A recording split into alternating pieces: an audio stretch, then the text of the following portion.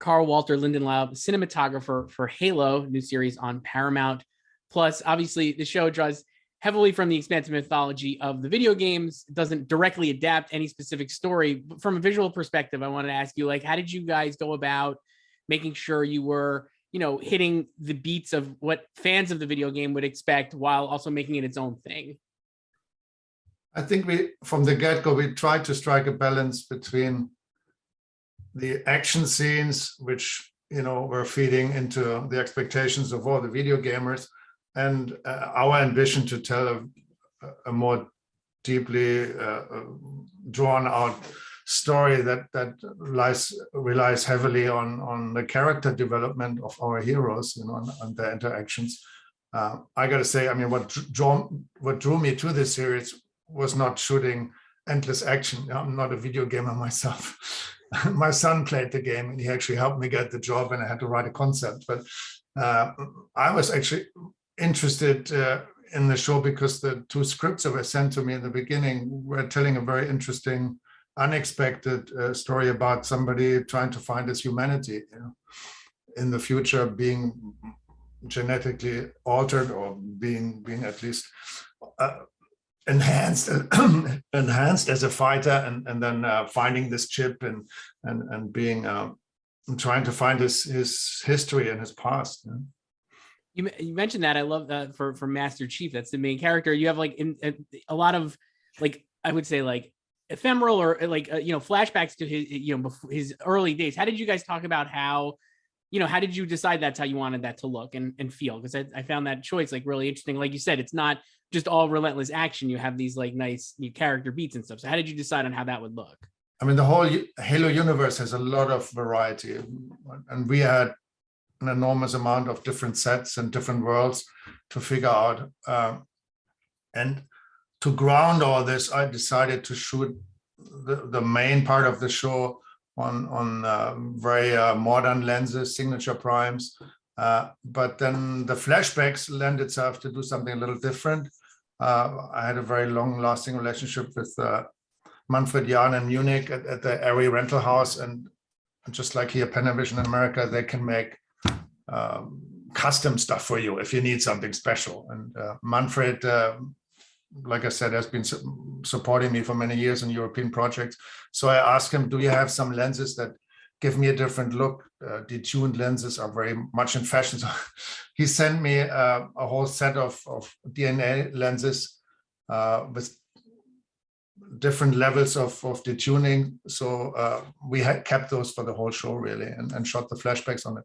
And in addition to it, we added some shift tilt sets where we could throw certain areas of the image out of focus. All of that helped to capture something that looked different than the rest of the show. And then we did a lot in post. There was a whole group discussion. I mean, in the television world, the producers have a lot to say. The showrunner comes into play.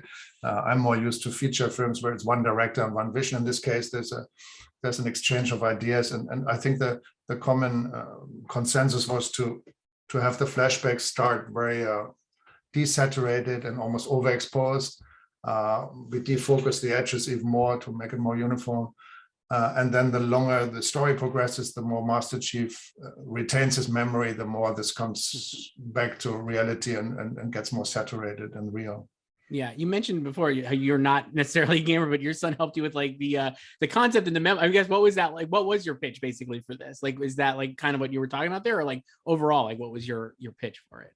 For the flashbacks? No, just for the show in general, like how you wanted to look and stuff. Like, what was your initial kind of idea? Well, my initial idea was to use the LF, the large format camera.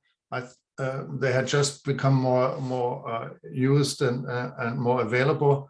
I thought that was a great way to go for a big franchise that probably is going to live on for many years and needed a big canvas, And I really liked the idea that you could be intimate in the larger format with actors, where the background gets more thrown out of focus, and at the same time be able to capture big sets and big environments without much lens distortion. That's the advantage of shooting on a larger format. Mm-hmm. It's just like in still photography. the larger the format, the longer the lenses, the less distortion. Right. That's when you've obviously done like a lot of, you mentioned like feature films, you've done a lot of stuff that has incredible visual effects, like Independence Day and Stargate, I know, and like Chronicles of Narnia. This show, I think the effects are incredible as well. The show feels like incredible. It's just massive in scope. How do you manage, I guess, how do you balance like the visual effects with like getting those character moments and making sure it all feels like organic to the world? I think there's one key to shooting big action scenes for me is always never forget your protagonists, stay close to them, try and make it personal. Action scenes become very technical and you have an enormous amount of shots to figure out how to do. Way too many cameras shooting, a lot of stuff going on. But as an audience, I think the danger is that you get over stimulated with imagery, and everything has been done. The Marvel universe rules the world.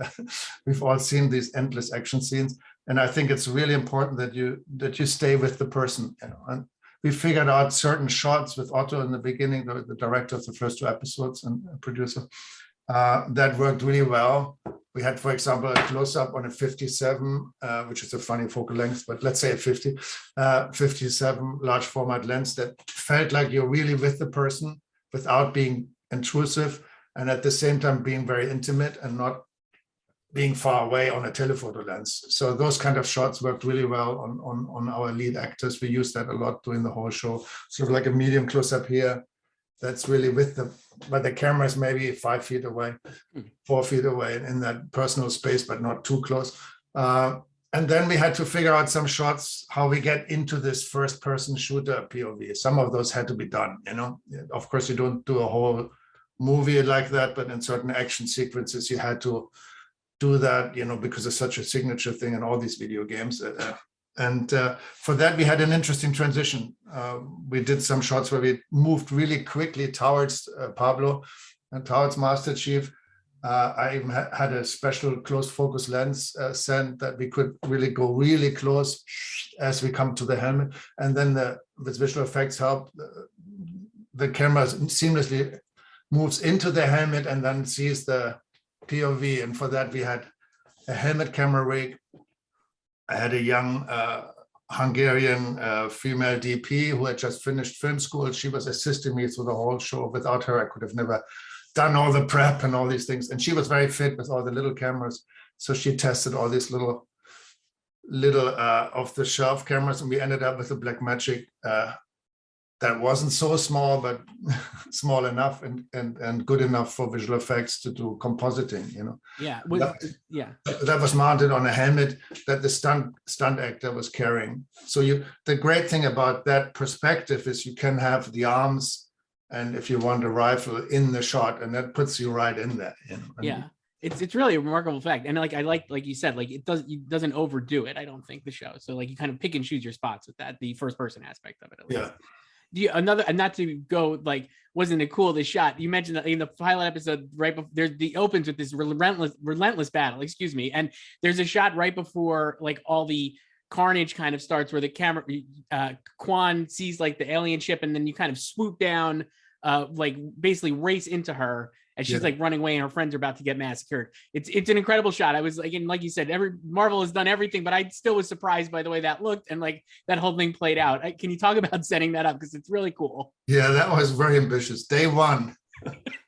That's the only time all the studio executives actually made it to Hungary. They were all there wanting to see how Halo finally gets off the ground. For 15 years, people had been trying to make a feature out of it and then make a TV series out of it, whatever. So here we are, day one. We're in this sort of forest, rocky area, and the idea was to have the camera fly through the forest, find the young kids that are there on a little expedition where they all get high on some mushrooms. So the camera swoops down and then moves around them in a half circle. And as the camera moves around them, mayhem ensues, and one of the kids explodes. And it was an amazing contrast between, this happy pubescent youth, and then suddenly war happens, aliens attack, and it's brutal, which is kind of what the story is. There's very personal, intimate stuff, but then there's also humanity is at stake. And it actually feels much different now with the war in Ukraine. I gotta say, it has a different feeling. Anyway, that shot, technically, we first tried a big cable cam system that didn't quite function well. And then, thank God, with Tom Struthers, our second unit director and stunt coordinator, he helped a lot. He knows a lot about rigging. And with our Italian key grip, Tommaso Mele, who had got the Ronin cable rig, that we could use the Ronin stabilized head. And we built our own cable rig for that shot. They tested all day. I came in the evening. We did our first test run because the next morning we were supposed to shoot this. There was there was really no room for error anymore. No. So the camera flies on the Ronin, and then the A operator unhooks it. It's connected with a magnet and a hook. The magnet releases the hook, and then you can unhook the system and run with it around the actors. It's a fun thing where a lot of people have to work together as a team.